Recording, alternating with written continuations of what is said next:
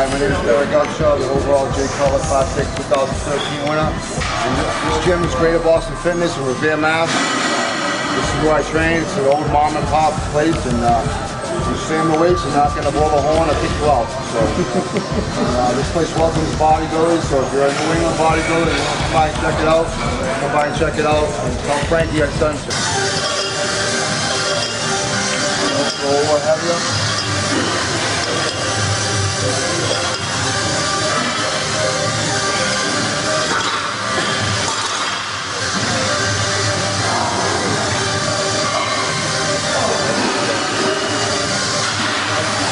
Muscle locking out.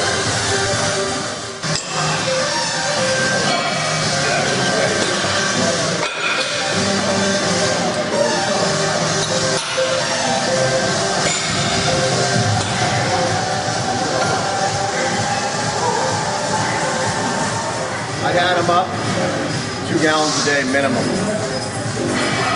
Fluids. You know, your muscle is about 70% water. It's critical, you know.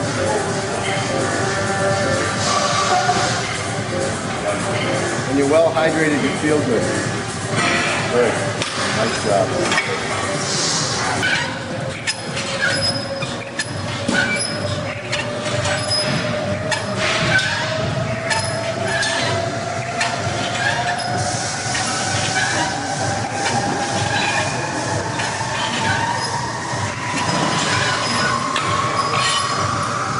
Go back over here. I thought we just had.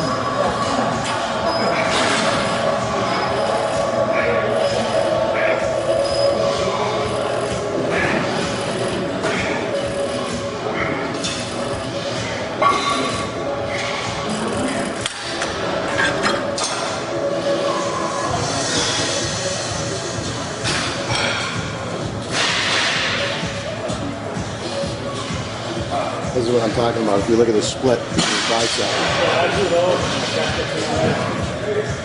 that body fat percentage is low. He really pushes the tempo, so it's almost like a form of doing cardio. You know, you're moving at a good pace. Again, the whole theory is, you know, to keep, you know, dumping that glycogen, so the body starts to burn body fat for fuel and get those lower body fat percentages. You know, We got up to over an hour. yeah, But we did a lot of high intensity cardio. How many days a week?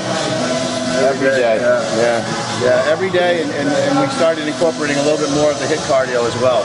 You know, I think that really put you over the edge. You know, it was something that you weren't quite used to, but I tell you, this guy was a demon on the step up. Yeah, I was going for levels 10 to 12 on the stairs for like 4 or 5 minutes, cranking it back down to level 4, taking a break, then maybe a minute later, cranking it back up again.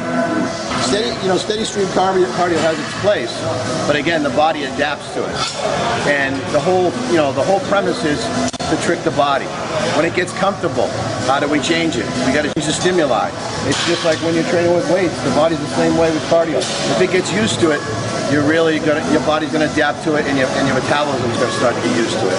So the HIIT cardio is always challenging it, and it's gonna start to draw more of that body fat off. You know, I'm gentle to them at first, you know, but every 2 weeks we put more in and more in and more in. I like the 14-day process because about day 10 to day 14, whatever you did to them those other days, the body starts to adapt. And when you start to make a shift every 10 to 14 days, whether it be add a little bit more high intensity cardio or add a little bit longer session of the steady stream, along with manipulating the calories, the changes happen, and they happen fast.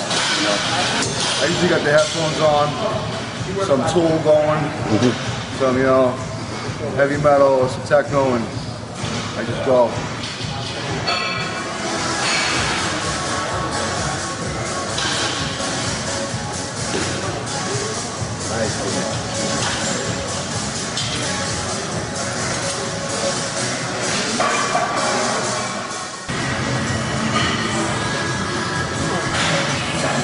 that split is amazing.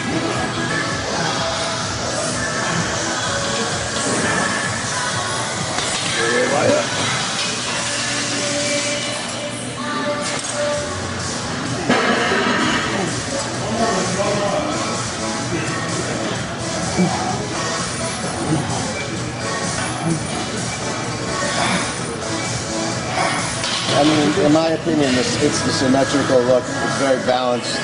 It flows together perfect. You know, we went into the Nationals a little bit too big, I think, you know. We didn't really kind of know what we were in for. And then this time we just streamlined everything back. I think we'll let them eat a little bit, reset the metabolism, you know. Back off on the cardio a little bit, let the body just take a little break.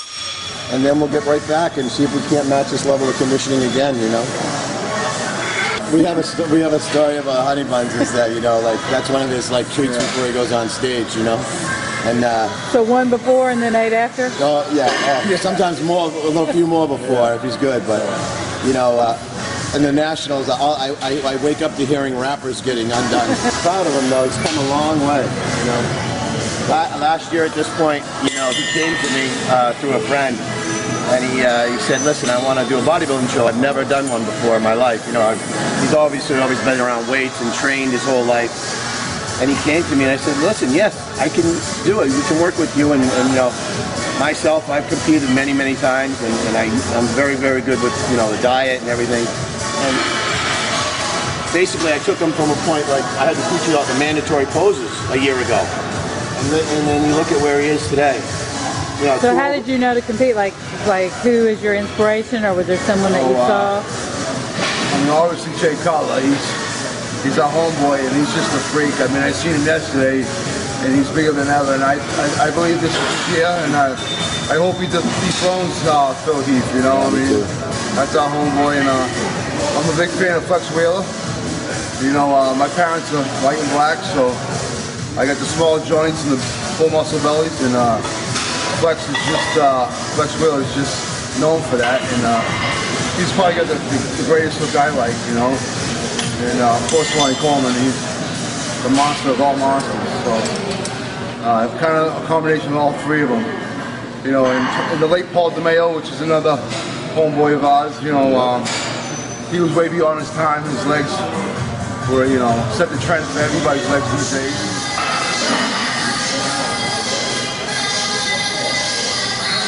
Jack doesn't want to tell you, but he had a birthday this week.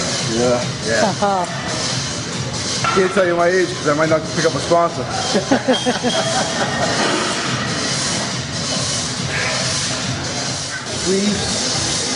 As our friend Ty Green says, the body never sees the plate. It doesn't know how much you lift, it feels it. You know?